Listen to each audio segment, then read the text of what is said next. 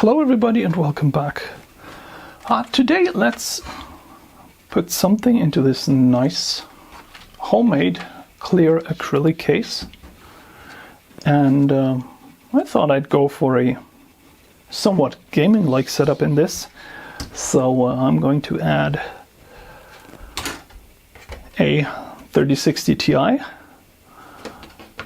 5TB disk, a B550 mainboard with a Ryzen 5800 and 32 gigabytes of DDR4 memory, and to power everything, this nice little Chief Tech power supply. And we're going to try and cram all of this into this little case here, and well, let's hope that it works out. It's going to be a tight fit, but it was already in the wooden prototype, so I know everything fits.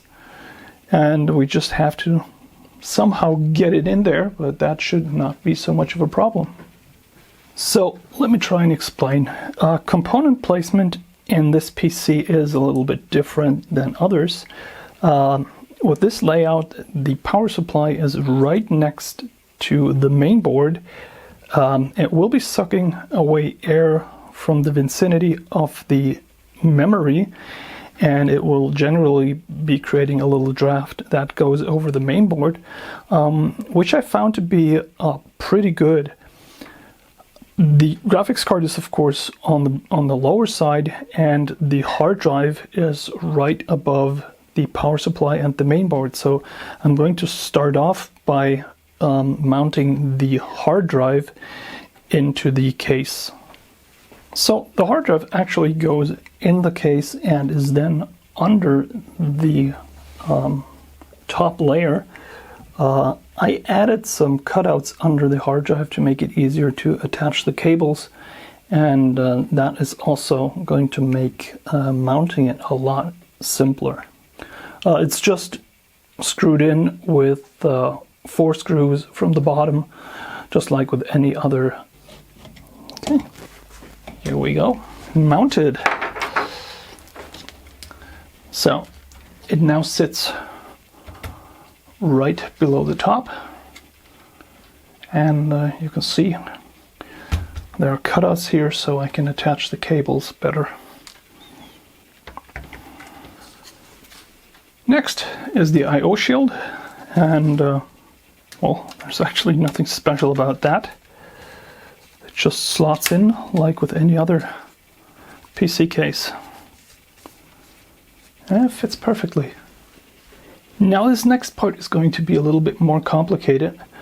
I am going to try and place the main board and the power supply into the case at once.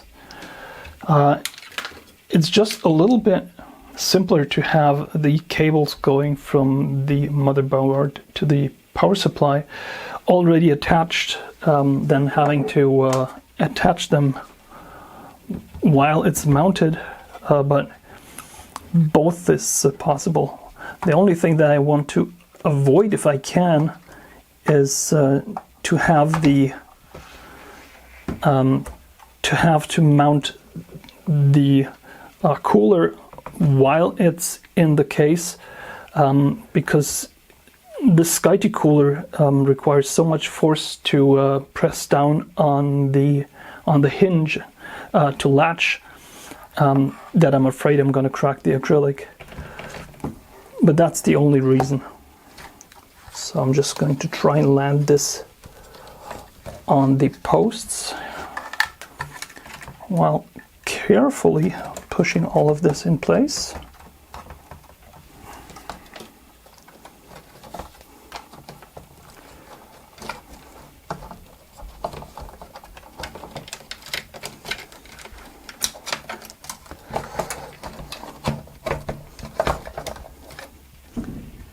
And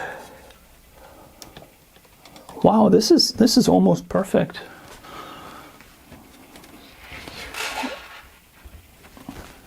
This is in, and I'm already right on top of the screw-in holes. So everything should be really simple to get mounted. That went a lot easier than I thought it would. So screwing this in is obviously really simple.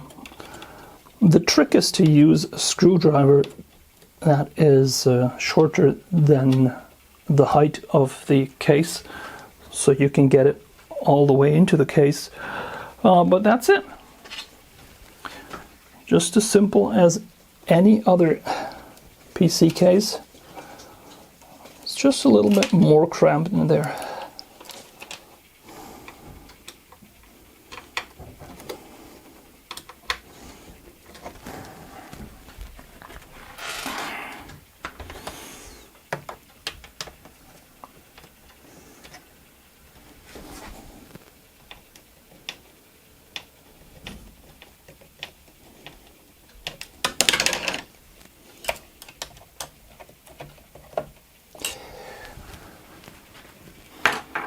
Okay, and the next thing is to actually fix the power supply to the back of the case. So we're just going to flip it on the top.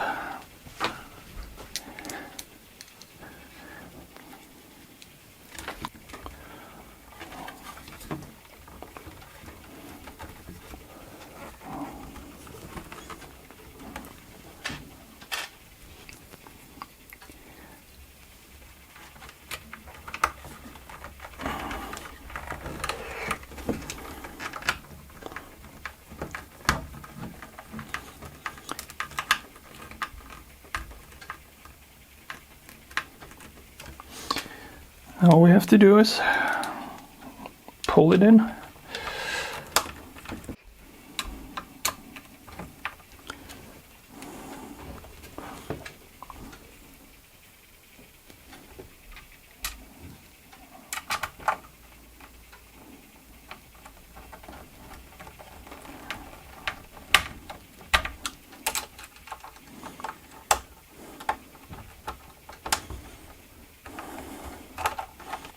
As you can see, it's very nice to look at. I've got a good view of all the components. I'm going to do my best to tie down most of the cables and not scratch the case while doing it. And I think with a little bit of cable management, this thing will look real nice. The front of it looks a little bit bland. Maybe should have picked a black power supply, but I didn't have one. But that can be changed in the future.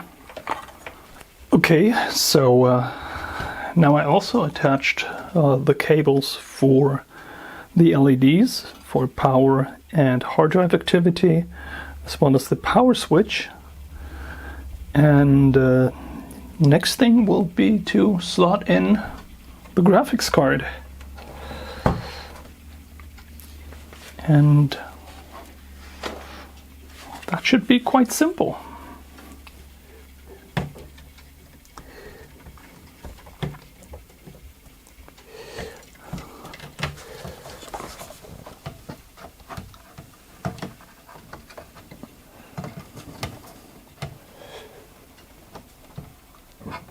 Did I say simple? Here we go.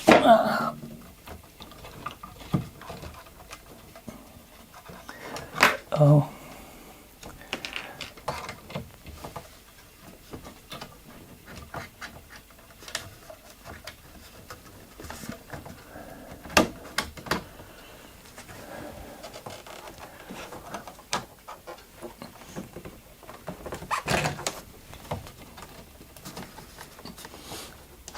And down we go. Okay. That was a little bit more of a tight fit than I would have wanted. So let's also attach ITX graphics power.